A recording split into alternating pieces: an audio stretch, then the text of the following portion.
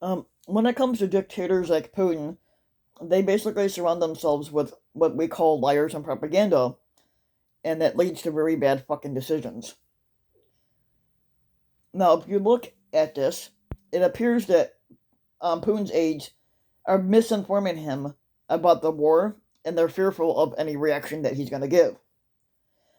Now, according to what's been told on Wednesday, the American officials revealed that according to American intelligence, Putin's strict isolation during the pandemic and his willingness to publicly castigate any advisors that he has, and that basically they have contributed to him getting incomplete or basically overtly optimistic reports about the progress of Russian forces.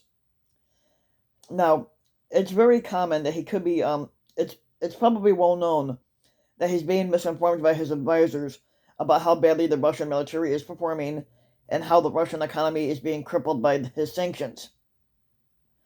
This is what Kate Bedingfield, the White House communications director, had told reporters because the senior advisors are too afraid to tell him the truth of what's going on. Um, Now, as a result of this, um, the attack has been the attack that Putin had ordered has been a catastrophe. He overestimated the Russian military and he underestimated Ukraine's capacity to resist. Instead of weakening NATO, his attack has strengthened it. Um, now the world's democracies have cut off Russia's access to the world banking system, and Russia's economy is in a free fall, meaning it's crumbling. Now, dictators like Putin are particularly vulnerable to inaccurate feedback. Instead of independent truth tellers, they're often being surrounded by deniers. Now, dictators like Putin are particularly vulnerable to inaccurate feedback anyway. Rather than experts and investigative journalists, um, their world is filled with pseudoscientists and propaganda liars. Now, in place of free press, they have what they call a get prop and disinformation. The higher you rise in hierarchy, the harder it is to get accurate feedback about your decisions because people are too afraid to tell you the truth. Now, Robert Reich has worked with several presidents, and basically every president makes a big fucking blunder. Basically, he says he's known and written about CEOs, big corporations who have made terrible mistakes, but in every case they had flawed systems for getting useful, accurate, and reliable feedback. Um, Robert Reich said that he did not work with Donald Trump and nobody would anyway. He said whom he didn't work with, but he watched every move of his, and Trump made among the dumbest decisions of any American squatter in history. And some say that this was inevitable. It was built into Trump's character, but his key character flaw was his unwillingness to hear anything negative. Now, Trump surrounded himself with toadies and sycophantic inbreds who didn't dare tell him the truth. He demanded that everyone around him had confirmed his preferred self-image of invincibility. So his White House was filled with phoning lapdogs. He fired anyone who didn't suck his dick. He refused to hear bad news. He rejected the validity of negative media coverage. But Trump could have accomplished any number of goals far more easier had he not kept digging himself into deeper holes. He was his own fucking worst enemy. Now, Trump, like I said, surrounded himself with toadies and sycophants who didn't dare tell him the truth. So look at China's Xi Jinping.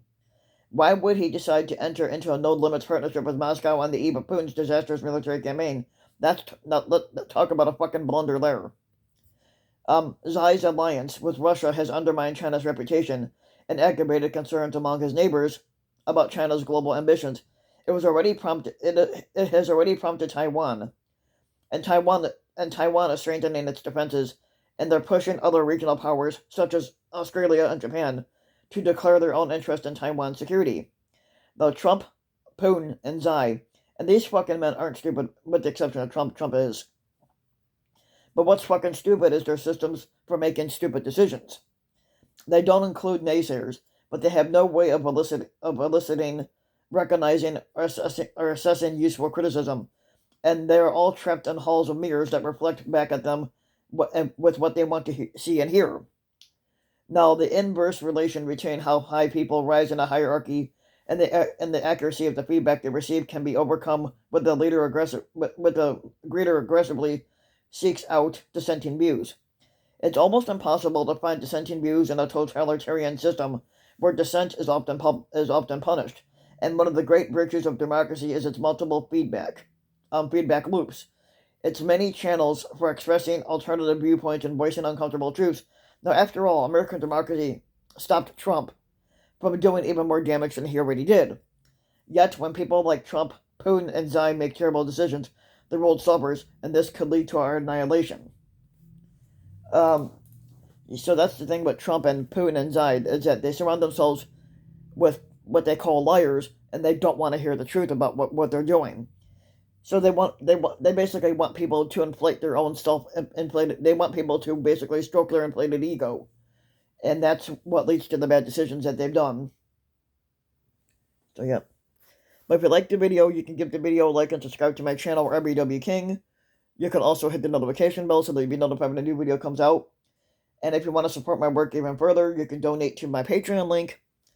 And you can donate as little as $2 to $3 for the month, and to help further support the work. And thanks for listening.